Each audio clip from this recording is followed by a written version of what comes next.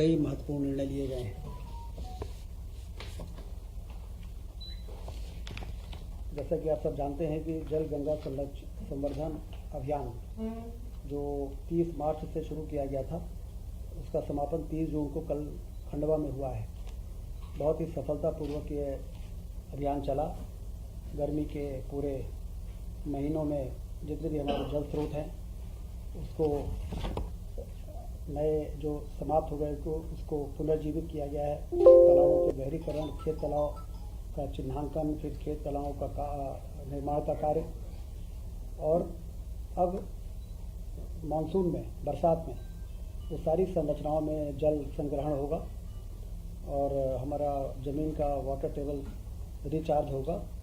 और जिसकी प्रधानमंत्री जी ने भी पत्र के माध्यम से प्रशंसा की है कि मध्य प्रदेश में बड़े आदर्श तरीके से मुख्यमंत्री के नेतृत्व में जो जल गंगा संरक्षण अभियान का कार्यक्रम हाथ में लिया है, उस प्रकार के अन्य राज्यों को भी इसको फॉलो करना चाहिए, जिससे कि गिरता हुआ भूजल स्तर को हम नियंत्रित कर सकें और पानी की उपलब्धता को सुनिश्चित कर सकें।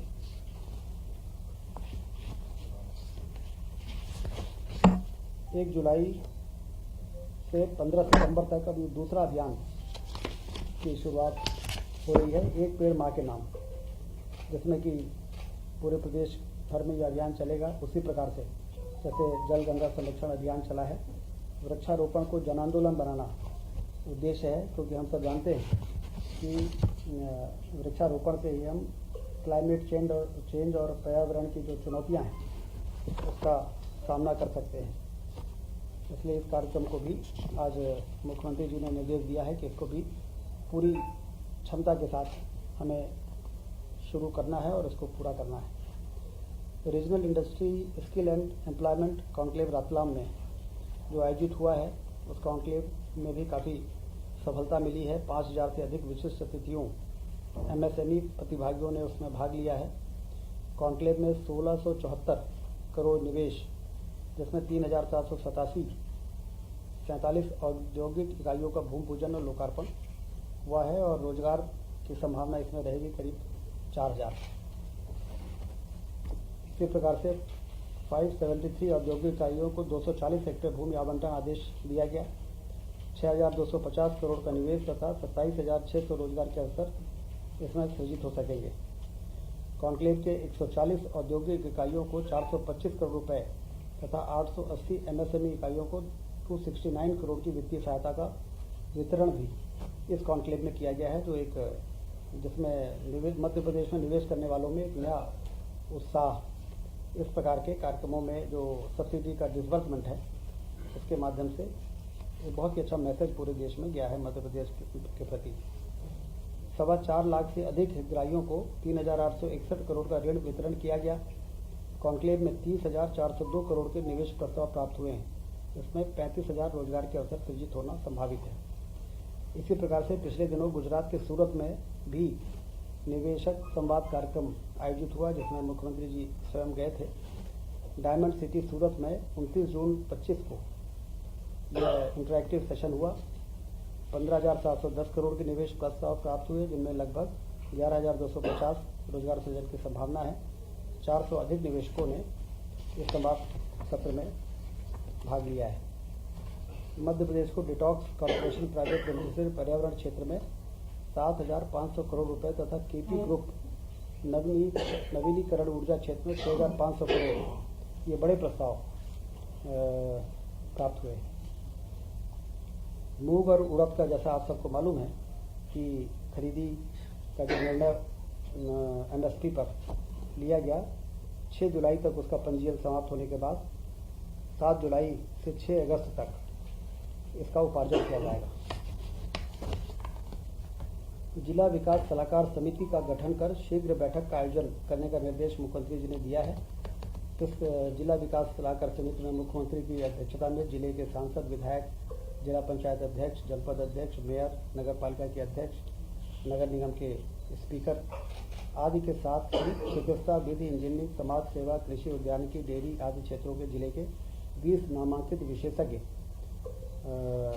कि जिला विकास सलाहकार समिति का गठन होगा, जिसमें जिले में विकास के क्या संभावनाएं हैं, किस तरीके से मास्टर प्लान तैयार किया जाना चाहिए, इन सब पे इस समिति में चर्चा हो सकेगी। 15 जुलाई तक इसको करने के निर्देश दिए गए हैं।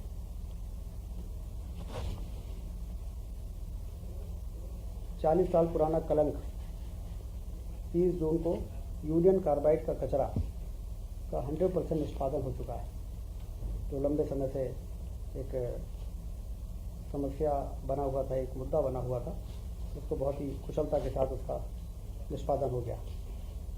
4 जुलाई को लैपटॉप वितरण युवाओं तक पहुंचने का कार्यक्रम होगा, जिसमें लैपटॉप का वितरण भी होगा, साइकिल डिस्ट्रीब्यूशन जो चल रहा है उसका भी कार्यक्रमों में भी भागीदारी होगी। सभी प्रभारी मंत्री, विधायक सब इसमें हिस्सा लेंगे। ऐसा निर्देश मुख्यमंत्री जी ने आज कैबिनेट में दिया है। हाँ, जो 10th पास करके जो मेधावी हैं उनको। आज के कैबिनेट के एजेंडे में मुख्यमंत्री वृंदावन ग्राम योजना को अनुमोदन किया गया है। ये हर विधानसभा में एक ऐसे गांव का चयन किया जाएगा जिसकी पॉपुलेशन न्यूनतम 2000 होगी। इसमें 500 गौवंश कम से कम होने चाहिए और उसमें एक आदर्श ग्राम की परिकल्पना को इस योजना के अंतर्गत साकार किया जाएगा। तो एक आदर्श गांव की के रूप में विकसित होगा और बाद में पूरे जिले को किस प्रकार से, विधानसभा को हमें विकास का मॉडल किस प्रकार से होना चाहिए, वो एक मॉडल के रूप में स्थापित होगा। इसमें जो कंपोनेंट हैं, गौशाला होनी चाहिए, ग्राम पंचायत भवन, सामुदायिक भवन, आंगनबाड़ी भवन, स्वास्थ्य केंद्र, स्कूल भवन, यात्री प्रतीक्षालय, सोलर स्ट्रीट लाइट, पुस्तकालय, सब सुविधा आजीविका भवन, ग्रामीण आजीविका, पशु चिकित्सालय, ग्राम तक कनेक्टिविटी, ग्राम के अंतर्गत आंतरिक सड़कें, नाली, सार्वजनिक वितरण प्रणाली की दुकान, गोडाउन। इस प्रकार से 27 ऐसे पॉइंट हैं। ड्रिप इरिगेशन, हर घर जल, सोलर ऊर्जा आधारित पंप के माध्यम से, और बायोगैस प्लांट, शांति धाम निर्माण, गौ समाधि स्थल, सेग्रीगेशन शेड, जल निकासी के लिए नाली, कृत्रिम गर्भाधान केंद्र। इस प्रकार से 27 सार्वजनिक शौचालय, सार्वजनिक उद्यान को इसमें विकसित किया जाएगा। उसके लिए जो आवश्यक बजट है उसका प्रावधान हमारे बजट में किया गया है। आजीविका संबंधी गतिविधियाँ भी, वाटर कंजर्वेशन संबंधी, पंचायत सशक्तिकरण संबंधी, विशेष लक्ष्य, प्राकृतिक कृषि को कैसे हम प्रमोट कर सकते हैं, मल कीचड़ प्रबंधन कैसे हो सकता है, धार्मिक स्थल भूमि का संरक्षण, वहाँ का पूरा मास्टर प्लान उस गांव का, ये सब उस गांव में सारी जो नवाचार और जो बेस्ट प्रैक्टिसेस है, जो विकास के लिए मूलभूत आवश्यक मापदंड हैं, वो सारे उस पर लागू किए जाएंगे, जिससे कि हम एज ए मॉडल उसको शोकेस कर सकें कि एक आदर्श गाँव किस प्रकार का होता है। इस जिले, इस विधानसभा के इस गांव में जाकर उसको देखा जा सकता है।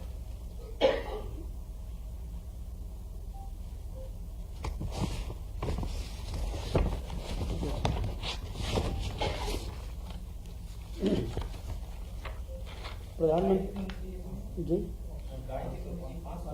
कम से कम 500 गाय होनी चाहिए, जिससे कि गौ पालन को भी एक बल मिले।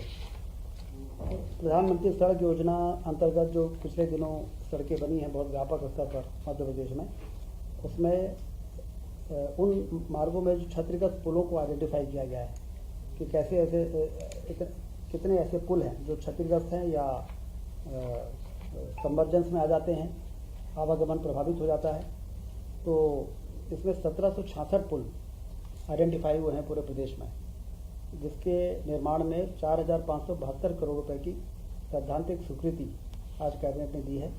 5 वर्षों में उन सारे पुलों का निर्माण होगा। राज्य के बजट से 100% ये राशि उपलब्ध कराई जाएगी। ये एक बड़ा काम आज कैबिनेट में निर्णय हुआ है। 5,500 करोड़, 4,572 करोड़, 1766 पुल। इसके बनने के बाद ग्रामीण क्षेत्रों में आवागमन की सुविधा में काफ़ी सुधार। ये MPRRD है, MPR ग्रामीण विकास। विभाग का ये कार्यक्रम रहेगा। पिछड़े वर्ग के जो छात्रावास हैं उसमें मेस संचालन की सैद्धांतिक स्वीकृति दी गई है, जिसमें 108 छात्रावास हैं, 9000 विद्यार्थी हैं, 14 करोड़ इसमें धनराशि अनावर्ती व्यय आएगा, 17 करोड़ आवर्ती व्यय आएगा, टोटल 31 करोड़ का प्रोविजन है। क्या संचालन के जो ओबीसी हॉस्टल्स हैं उसमें मेस संचालन के लिए मेस मतलब भोजनालय उसमें भोजनालय के स्थापना 31 करोड़। ये काफ़ी उन विद्यार्थियों के लिए जो छात्रावास में रहते हैं और भोजन के लिए उनको होटलों में आने कहीं जाना पड़ता है, एक बड़ी सुविधा उनको यहाँ प्राप्त हो जाएगी। तो एक बड़ी उपलब्धि मध्य प्रदेश को मिली है। राष्ट्रीय रक्षा विश्वविद्यालय जो गांधीनगर में है उसका कैंपस भोपाल के लिए स्वीकृत हुआ है, और अभी ये जो हमारा राजीव गांधी विश्वविद्यालय है, टेक्नोलॉजी यूनिवर्सिटी है, उसमें 10 एकड़ ज़मीन इनके लिए रिजर्व किया गया है, और जब तक इनका अपना भवन नहीं बन जाता तब तक आरजीपीवी में ही उनको एरिया दिया जाएगा शुरुआत करने के लिए। बाद में फिर रक्षा विश्वविद्यालय का वो भवन बन के तैयार होगा 10 एकड़ में, और वो कैंपस यहाँ पे शुरू होगा। इससे काफ़ी लाभ है। राष्ट्रीय सुरक्षा के क्षेत्र में रोजगार एवं कौशल के लिए हमारे बच्चों को मौका मिलेगा। विशिष्ट उच्च शिक्षा के केंद्र के रूप में मध्य प्रदेश की प्रतिष्ठा में वृद्धि होगी। राज्य और राष्ट्रीय स्तर की संस्थाओं के मध्य सहयोग में भी वृद्धि होगी। एक बड़ी उपलब्धि हायर एजुकेशन के क्षेत्र में हमको मिलेगा।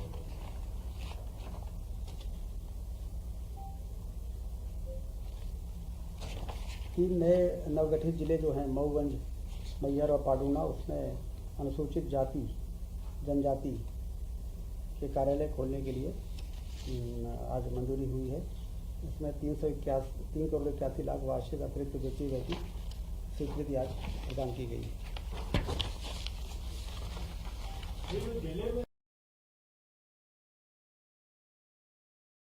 मंत्री रहेंगे, प्रभारी मंत्री उसके उपाध्यक्ष रहेंगे और बाकी सारे मेंबर्स रहेंगे, और मुख्यमंत्री की अनुपस्थित में प्रभारी मंत्री उसकी अध्यक्षता करेंगे, और मुख्यमंत्री भी समय समय पे सभी जिलों के, क्योंकि जिला योजना समिति में सारे निर्वाचित सदस्य होते हैं, अधिकारी होते हैं, लेकिन समाज के हर क्षेत्रों में जो विशिष्ट लोग हैं जिनको काफ़ी लंबा अनुभव होता है, उनके सुझाव विचार जिला योजना समिति में आ नहीं सकते। तो इसलिए मुख्यमंत्री जी ने एक नया ये जिला सलाहकार समिति, विकास और सलाहकार समिति बनाई है। इसमें हम उन लोगों को भी बुलाएंगे, डॉक्टर्स हैं, इंजीनियर्स हैं, प्रबुद्धजन हैं, और जिले के संपूर्ण विकास के लिए क्या होना चाहिए उनके विचार भी आएंगे सुझाव के रूप में, जिसको कि इम्प्लीमेंट करने में फिर प्रशासन और शासन कार्रवाई कर सकेगा।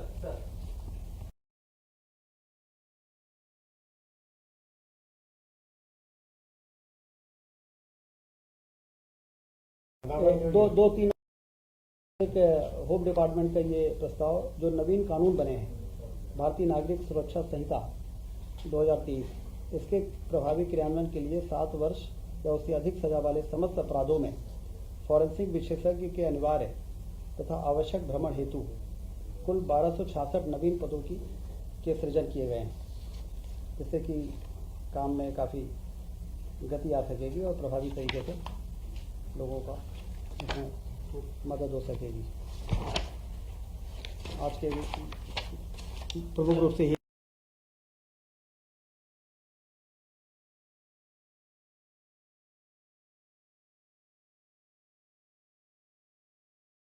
सबसे पहले तो हमें ये देखना चाहिए कि एलिगेशन लगाने वाला व्यक्ति कौन है। जिस व्यक्ति ने एलिगेशन लगाया है उसके बारे में किसी को बताने की जरूरत नहीं है कि वो किस प्रकार की। इसलिए हमें इस प्रकार से कोई भी अनर्गल आरोप लगाए और उसको संज्ञान यदि हम लेंगे तो सुशासन में भी फर्क पड़ता है, और इस प्रकार के लोगों का हौसला भी बुलंद होता है कि हम इस प्रकार से कीचड़ उछाल के और किसी की प्रतिमा को खराब करने की कोशिश करें, ऐसे लोगों को गंभीरता से नहीं लेना चाहिए।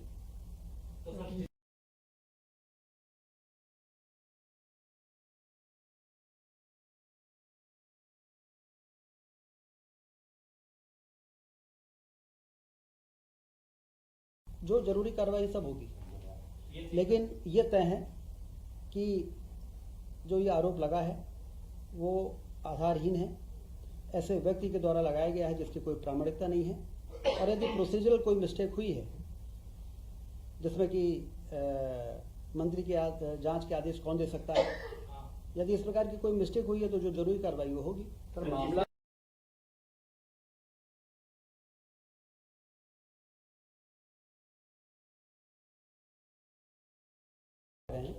और नजीर पेश हो जाएगी।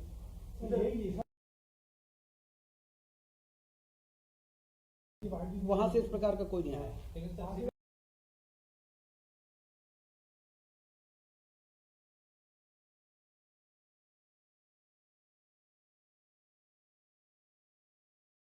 परिणाम सामने आ दीजिए तो क्या कार्रवाई शासन स्तर पर हो रही है और क्या निकल के बाहर आ रहा है, ये बात स्पष्ट है कि आधारहीन आरोप है।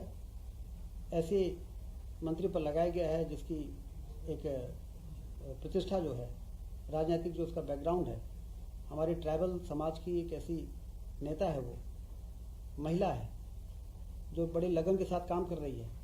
विधानसभा के अंदर जब अपने विभाग के बजट के प्रस्ताव वो रख रही थी तो सभी ने जाके उनको बधाई भी दी थी। इतने अच्छे तरीके से अपने विभाग का संचालन वो कर रही है। आदिवासी महिला, उसको टारगेट करना ये निंदनीय है और आधारहीन आरोप लगा के किसी को छवि खराब करने जैसा है। सर,